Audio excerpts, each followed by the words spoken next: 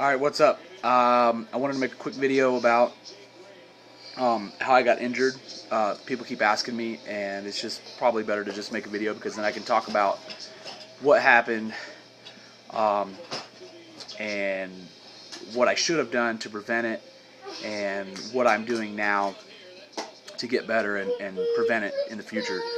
Excuse the background noise. I'm watching a football game, and my son has his toys completely scattered out everywhere, and he talks a lot, incessantly. He'll probably even come say hi, whatever. Anyway, so to start, how did I actually get injured? So basically, I think the main culprit was a complete lack of preventative maintenance via proper warm-up, stretching, and mobility work. I don't think that rest was a huge issue, although it may have helped. I think basically those things that I mentioned, not enough mobility work, warm up. ZJ, stop. I think those things combined led to me being injured. In the past, before I got to that point where I got injured, I would always go in and warm up on the treadmill, the elliptical, or the bike. Anytime I was doing a lower day, whether it was a squat or a deadlift day, I would warm up for 5 to 10 minutes on one of those pieces of equipment and basically break a sweat. And then, I would do a couple things to kind of loosen up my hips, but really not much. And then I would use a very slow and deliberate warm up with the exercise I was actually going to be training that day. So, start with the bar, 135, 230, 225, 275, 315. A lot of sets leading up to my work weight for the day, and that kept me very healthy. And then typically I would do a cool down on the bike or the elliptical or the treadmill for 5 to 10 minutes after I trained. And that helped me as well. So then I quit doing that basically. I basically went in and would warm up using the exercise, but I wasn't using the treadmill or the elliptical or the stationary bike to get some blood in my muscles to help me loosen up the way that I do now. And not doing that stuff led to some imbalances, a lack of mobility in my hips. And actually, if you go back and look at, I've got a squat in my videos where I squatted 589 at a body weight of 209. If you look at that squat, it's probably the best looking squat form-wise I've ever done. Watch the table, please. And at that point, I was using a proper warm-up, and my mobility wasn't suffering. So you were able to see me squat with very good form. And then if you go and you watch my 600 squat at IPL, you'll see when I squat down, hitting depth seems to be a little more challenging. I don't stay as upright. When I come up out of the hole, my hips kind of shoot up first, and then I work my way back under the bar and finish the lift. And it's just not nearly as smooth of a lift as it was before, and that was because I had totally neglected proper warm-up mobility and just basic preventative maintenance. So what am I doing now? I'm basically,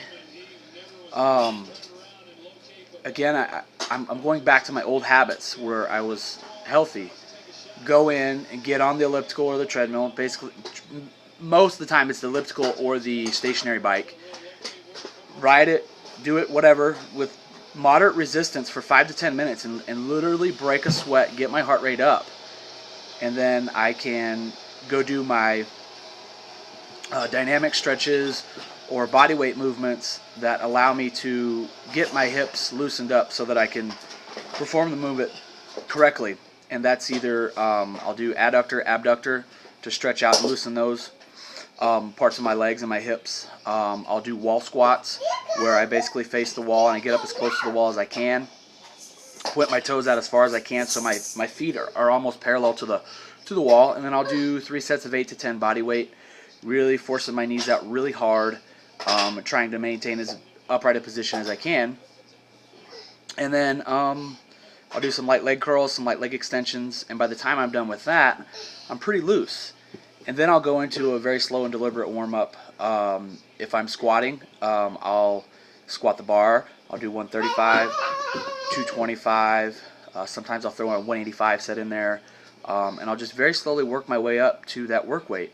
And I find that that's really helped me. And then afterwards, after a squat or a deadlift workout, now I'll go back on the treadmill or the elliptical or the bike for 5 to 10 more minutes. And I'll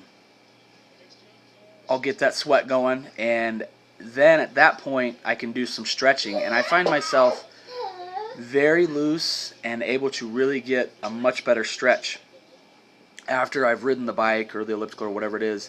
And I do some things out of Kelly Starrett's book, How to Be a Supple Leopard. I do some basic static hamstring and quad stretches, excuse me. I'll do some butterfly stretches to stretch my groin, to help continue to work on that flexibility of getting my knees out. I'll do some stationary lunges where I really stretch and push my hips through very hard, work on stretching my hip flexors.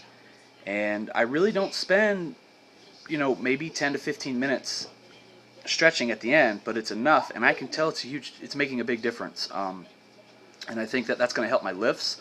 I think it's going to allow me to be more efficient, use better form, and in the end I think I'll avoid injury in the future. So take-home message from this is pay attention to your mobility, pay attention to your warm-up, be very deliberate. There's nothing wrong with overdoing it a little bit. Don't worry, well, if I get on the elliptical or the treadmill for 10 minutes, I'm going to be tired and I'm going to suffer during my workout. No, not at all. Because you're going to suffer if you don't warm up, because you're not going to use proper form, and then it's going to be harder to move the weight correctly. So warming up is very important, cooling down is very important, and then taking the time to stretch yourself out and work on your mobility on your off days or after your lifting session. Those two things are very important. I think will help you not only avoid injury, but become a better lifter.